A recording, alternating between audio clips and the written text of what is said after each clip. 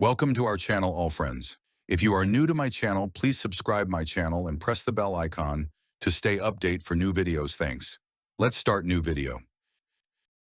My marriage was outside the family, whereas it is considered against tradition here to marry outside the community.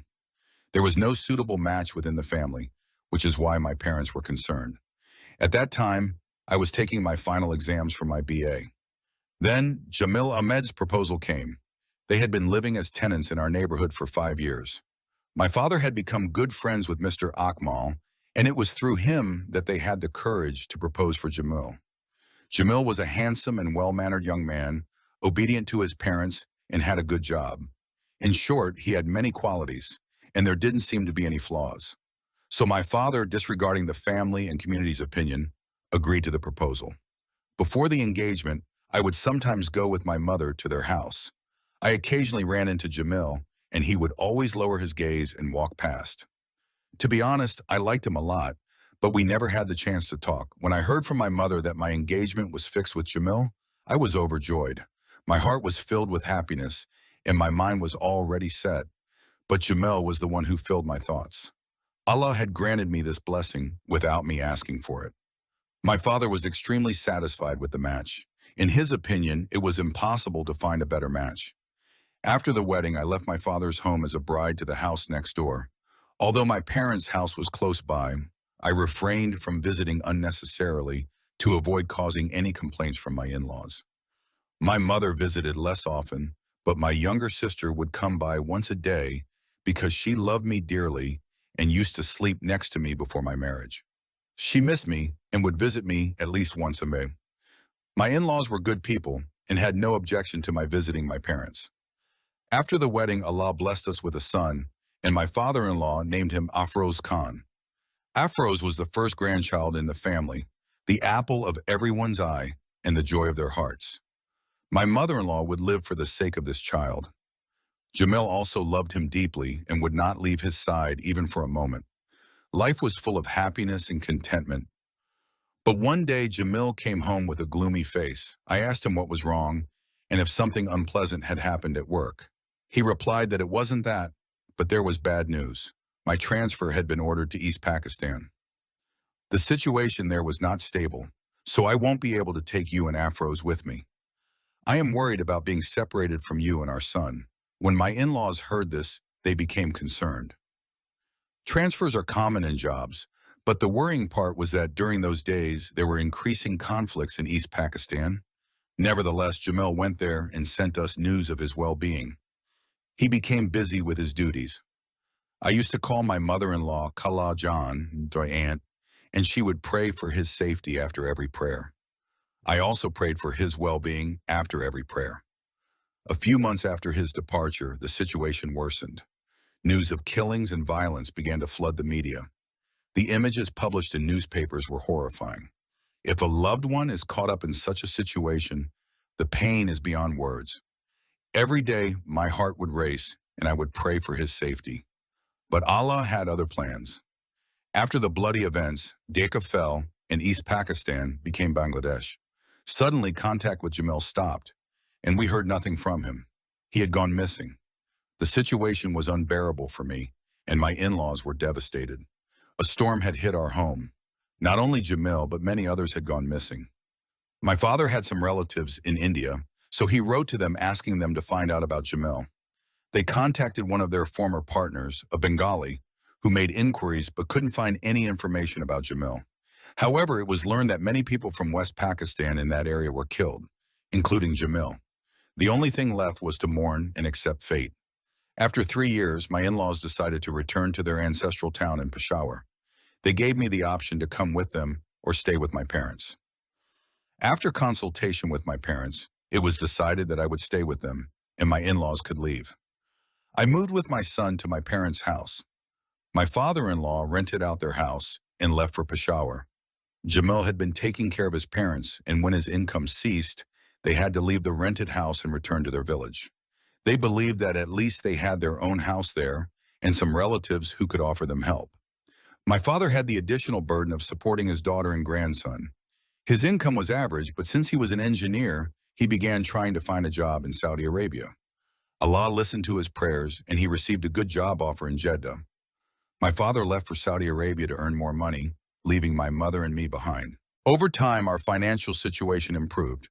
My father earned enough to buy our own house, and we moved into it. Now we had every comfort in life, but there was still one thing missing: Jamil. In the beginning, his parents stayed in touch, and I regularly responded to their letters, sending pictures of Afroz Khan. Every year on his birthday, they would send congratulatory cards or make a phone call. But gradually, they reduced contact. And slowly one day, there was no communication at all. My father was not in Pakistan, and I couldn't visit Peshawar. They never came to visit me or their grandson either. I had two sisters and one brother. My younger sister's engagement was fixed, and my father sent money for her wedding. My brother had also been admitted to college. It had been 5 years since my father went to Saudi Arabia, and his contract was coming to an end. We were eagerly waiting for his return because my younger sister's wedding was also approaching. Everyone was very happy about his return, but this happiness was short-lived. My father had a heart attack and passed away in Saudi Arabia. Instead of returning, we received his funeral. The news was like a calamity for us, but who can change the will of Allah? We had no choice but to be patient. My mother had saved some money, and instead of celebrating my sister's wedding in grandeur, we arranged a simple one. Afroz had grown up and started school. My mother took responsibility for dropping him off and picking him up from school. I started working as a teacher in a school, while my brother went to college in the morning and worked part-time in an academy in the evening. Life went on as we struggled to get by. Everyone had concluded that Jamil had been killed in the riots. If he were alive, he would have contacted us by now. The whole world believed this, but for some reason, I couldn't accept it. I believed that he was alive and would one day return, and we would meet again, somewhere in life, at some turn. During this time, I received many good marriage proposals. My mother and sister strongly encouraged me to remarry, and my brother also tried to convince me to get married again, saying that I shouldn't leave myself at the mercy of circumstances. Life is difficult without a companion. My mother tried very hard to persuade me, but the hope inside me, like a burning flame, refused to extinguish. I lived on this hope that Jamil would return, and I wanted to wait for him, even if it took my entire life. I thought that even if it wasn't in this life, it would be in the hereafter. I wanted to live my life in his name. Time passed. Afroz completed his matriculation. My mother passed away. My brother completed his education and got a job. Eventually, he got married. My sister was happily settled in her own home, and Afroz and I lived with my brother. There was nowhere else to go. The house that my father had bought was ours, so my brother couldn't throw me out. Still, my sister-in-law reluctantly tolerated me. I had grown used to her indifference and didn't let it bother me. I tried to manage the expenses with my salary. I had been teaching in the school for many years, and the headmistress appreciated my work because I was honest and worked hard. One day I was sitting with the headmistress when she mentioned that one of her cousins lived in Parvatipur, Bangladesh. My ears perked up. I requested if she could kindly help me and allow me to visit there. Conditions had improved, and Pakistan had recognized Bangladesh, allowing people to travel freely. The headmistress contacted her cousin, Kasim, and arranged for me to speak to him on the phone. I told him everything, and he happily agreed to help. He said I could stay at his place in Bangladesh, and he would assist in searching for Jamil. My dead heart was revived, and hope returned like a spark, and I was once again filled with anticipation. The headmistress, Rukhsana Begum, arranged for me to travel to Bangladesh. When I arrived at the airport, Kasim was there to pick me up. He took me and Afroz to his home. I had brought along some papers related to Jamil's job to make the search easier. After 3 or 4 days, Kasim informed me that Jamil had moved from Sahlat to Chittagong, and now he was in Dhaka. He was alive. A Bengali colleague of Jamil's who had worked with him not only protected him during the riots, but also saved his life. Jamil had married this man's sister, Abdul Rahman, and settled down. And now he does business in Dhaka with Abdul Rahman. Upon hearing all this about Jamil, I couldn't believe my ears. I said to Kasim, "Brother, someone must have told you wrong about Jamil, or maybe this is a different Jamil. This cannot be my beloved." He replied, "Sister, seeing is believing. Come with me. I have brought the address of where your husband lives. Let's go to Dhaka. With complete belief, but with a trembling heart, I traveled with Kasim brother from Parvatipur to Dhaka. On the first day, we stayed at his sister's house, who lived in Dhaka. The next day, we went to Abdul Rahman's house with his sister. Abdul Rahman's wife was educated and cultured, and she greeted us with great respect. Kasim's sister, Saira, spoke to her in Bengali, then asked about her sisters-in-law. She said, I have only one sister-in-law.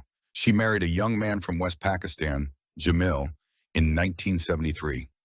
Then Abdul Rahman took this friend as a partner in business. Jamil was quite unfortunate, but the business flourished and expanded to other countries. Jamil often handles business abroad, and currently he's in Italy. He's expected to return in a day or two. Then she called her wife, who lived nearby.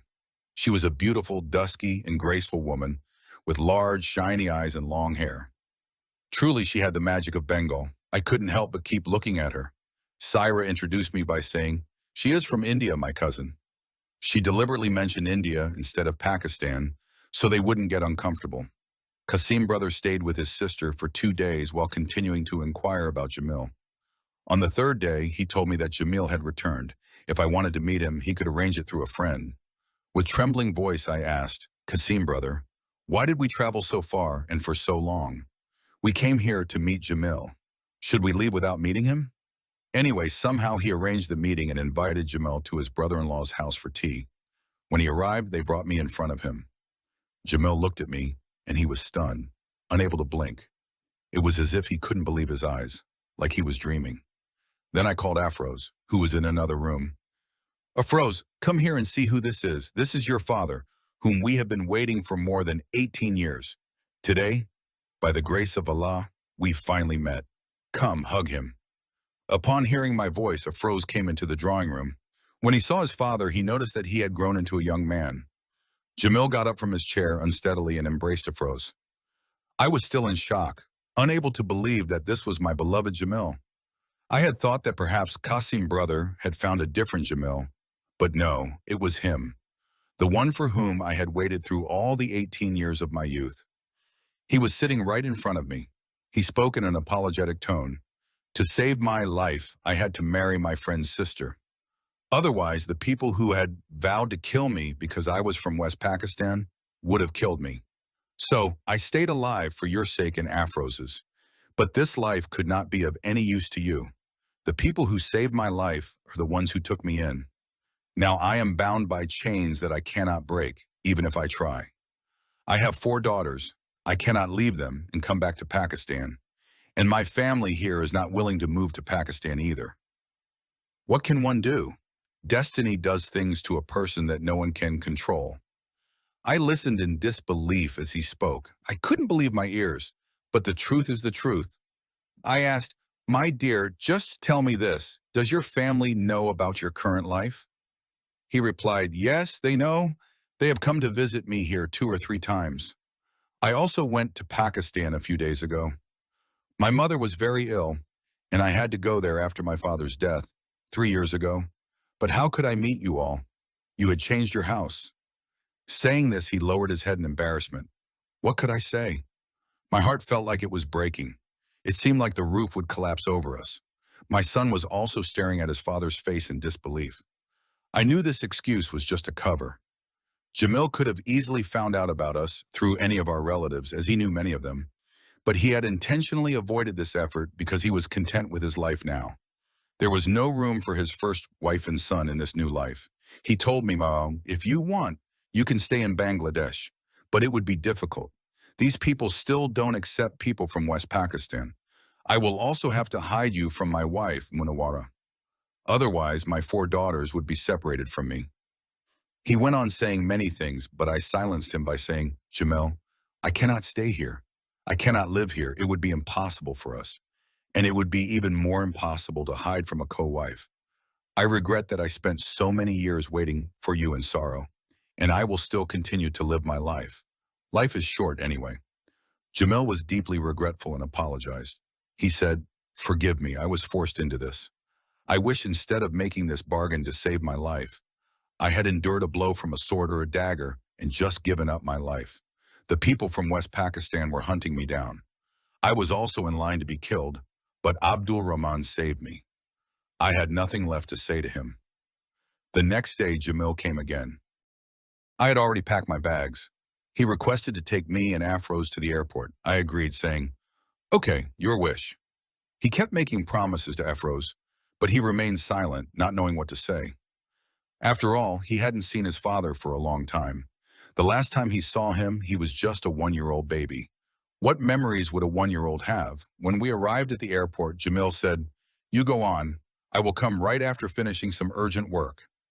I had nothing to say except for silence. It had been a month since I had arrived in Pakistan when Jamil came again. He first went to my uncle's house and brought him to our home. He kept apologizing and asking for forgiveness. I just looked at him and tears started flowing. My words couldn't match my emotions. My uncle advised me, "It's life. You met him. For the sake of your son, try to make peace. He will send Afroz abroad for studies, and Afroz's future will be secured. He also has 4 daughters, and Afroz is his only son."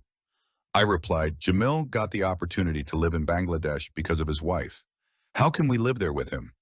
If he is forced to live away from us, then we are also forced to go to Bangladesh.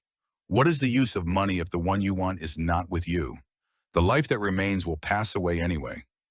My uncle understood the depth of my pain, and he stopped talking further.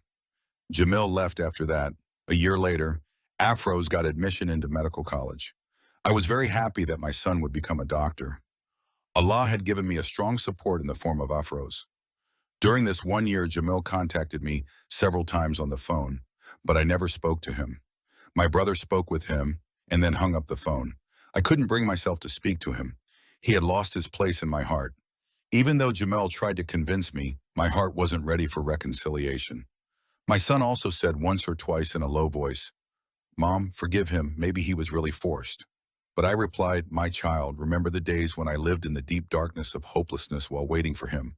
People assured me that Jamil would never return. Relatives constantly urged me to marry someone else, but I trusted only my heart, and that heart was deceived for 18 years. I wrote letters to my in-laws, but they never replied. Everyone knew the truth, but think about it. If I hadn't had the help of my head mistress, if good people like Kasim brother hadn't helped us, if I had never reached Bangladesh, what would have happened? I would have waited for him until my last breath." When Jamil heard that Afroz had become a doctor, he called again. He only wanted to talk to Afroz. He was very happy about Afroz's admission to medical college. He told Afroz to transfer his student status to Bangladesh so that he could study at their medical college, and he would cover all his expenses. Afroz listened to him and replied, "Mom said you are my father, so I accept that. But I can't come to you. Everything I have is my mother now, and I will be her support in her old age. May God never deprive me of the honor of serving her." With that, Afroz ended the call. When he turned around after hanging up the phone, he found me standing there. Once again, my eyes were filled with tears, but this time they were tears of peace and happiness. My son came to me, wiped my tears, and hugged me.